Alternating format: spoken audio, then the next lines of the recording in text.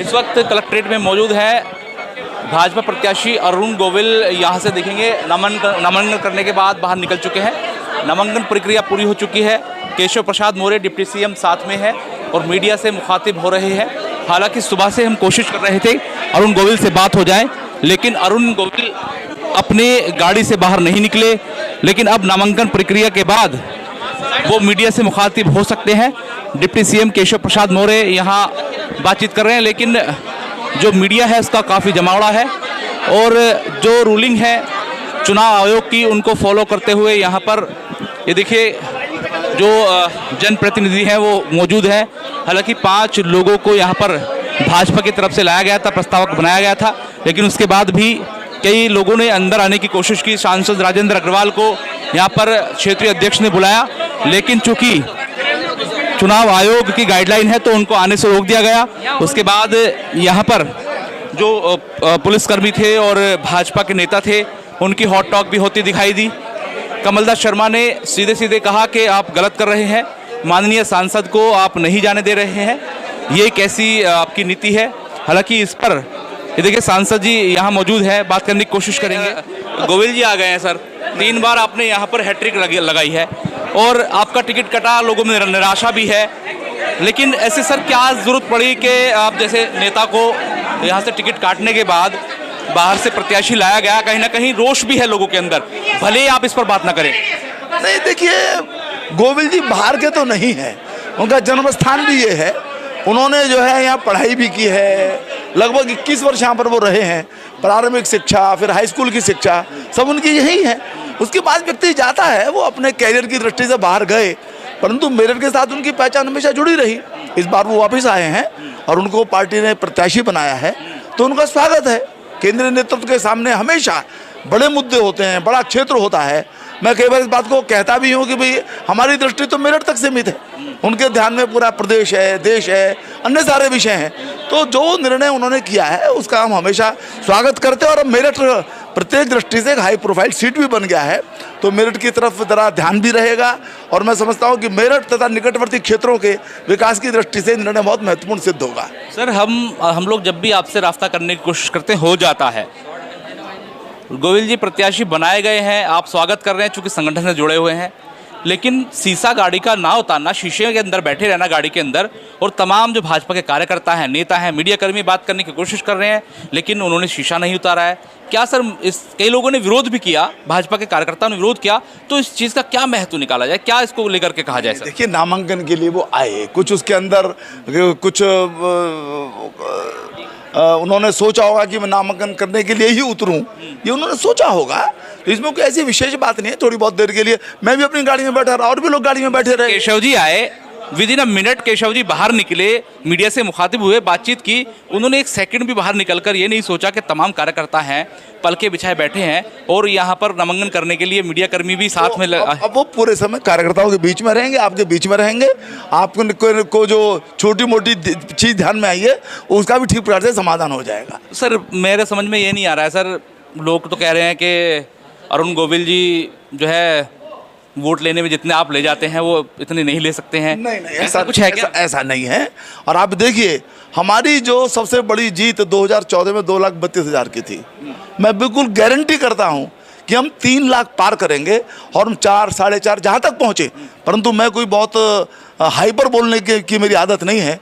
3 लाख का जीत का आंकड़ा हम इस बार अवश्य प्राप्त करेंगे। समाजवादी पार्टी ने पहले प्रत्याशी भानु प्रताप को बनाया और अब अचानक से उनका काट करके अतुल प्रधान को ले आए, क्या लगता है सर? नहीं, ये उनका कन्फ्यूज़न है। ये उनके कन्फ्यूज़न के कारण से जो उनका कुछ मतदाता है उसको निराश भी कर रहा है। और मैं समझता हूँ कि इन निर्णयों से उन्होंने स्वयं को इस संघर्ष के काफ़ी हद तक बाहर कर लिया है। तो हमारे साथ सांसद राजेंद्र अग्रवाल थे, हालांकि खुद अरुण गोविल का यहाँ नामांकन कराने के लिए आए। मेरे साथ विधायक हैं, कैंट विधायक अमित अग्रवाल। देखिए अमित अग्रवाल हैं, आपका नाम भी चला और बड़े लास्ट तक चला आपका नाम कि आप भी प्रत्याशी हो सकते हैं, और आप अरुण गोविल जी आ गए हैं, आपने नामांकन करा दिया है। सर लोगों के जहन में एक सवाल चल रहा है कि बाहर से एकदम से, भले ही आप पढ़े हों लिखे हों, बाहर से आप लोग थे, ग्राउंड पर आप लोग काम करने वाले थे, बाहर से प्रत्याशी आया और कई लोग विरोध भी कर रहे हैं। आप लोग हालांकि संगठन से जुड़े हैं तो आप तो तारीफ ही करेंगे। भैया राम जी 14 साल वनवास में रहे, अयोध्या वाला कौन भूल गया उनको?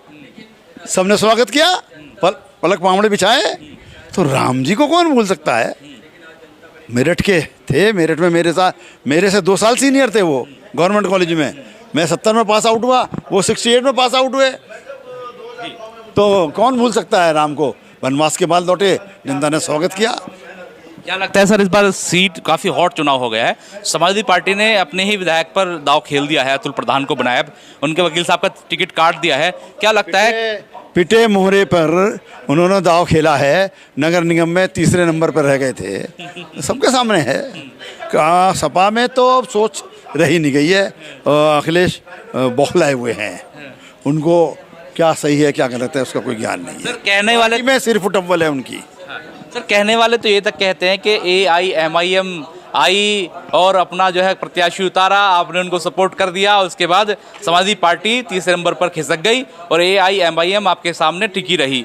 तो अभी तो ये हालात शायद नहीं दिख रहे हैं, चूंकि AIMIM का प्रत्याशी कोई है नहीं, तो ऐसे में अतुल प्रधान यहाँ आप क्या लगता है कितने आपके सामने टिक पाएंगे? और जो कह रहे हैं समाजवादी पार्टी वाले कि वो सीट निकाल लेंगे और उनको, अब भी कह रहा हूँ कि वो तीसरे नंबर पर ही आएंगे।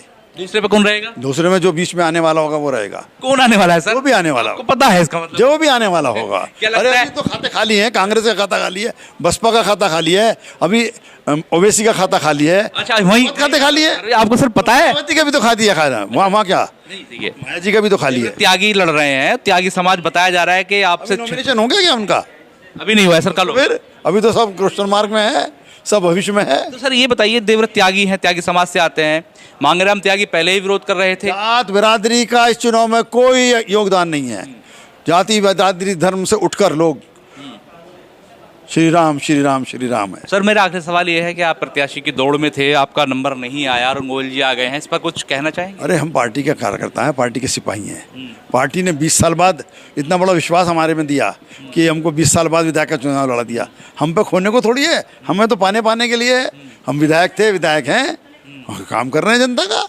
सर आखिर सवाल ये है कि अरुण गोविल जी गाड़ी में बैठे रहे, शीशे तक नहीं उतारे, कार्यकर्ता और मीडिया कर्मी बात करने की कोशिश करते रहे। अभी तो कितनी बात हुई है, देखो लेकिन गाड़ी की बात, कर्मी वहाँ से यहाँ तक मीडिया कर्मी थे, यहाँ भी आपसे बात करके गए हैं, कहाँ हो गए भाई? तो ठीक है, वो प्रतीक्षा कर रहे थे ना वो।